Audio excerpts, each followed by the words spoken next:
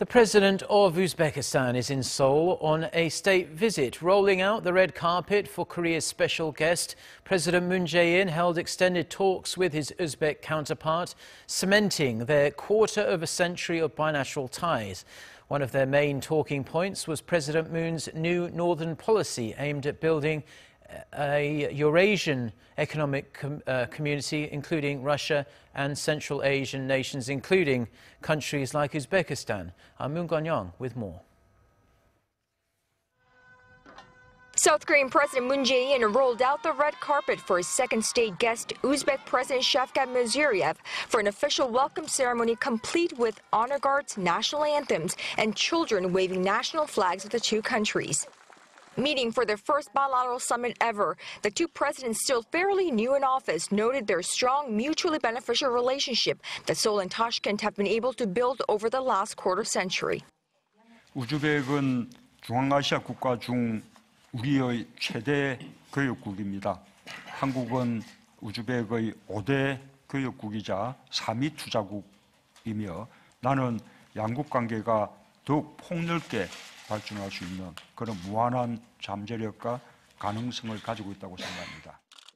The Uzbek leader reaffirmed his support for President Moon's new northern policy, which is aimed at building an Eurasian economic community by boosting South Korea's ties with Russia and other Central Asian countries.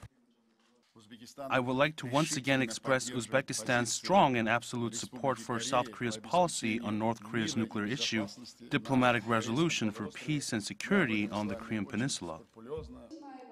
Concluding their first one-on-one, the two leaders signed a joint statement on comprehensive development of the strategic partnership between South Korea and Uzbekistan, which outlines a boost in relations in everything from politics and trade to culture and people-to-people exchange.